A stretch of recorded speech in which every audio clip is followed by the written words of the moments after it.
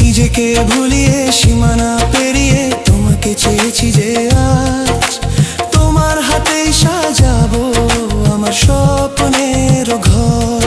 আমি তোমার প্রেমে পড়ে দুনিয়া ভুলে গেছি।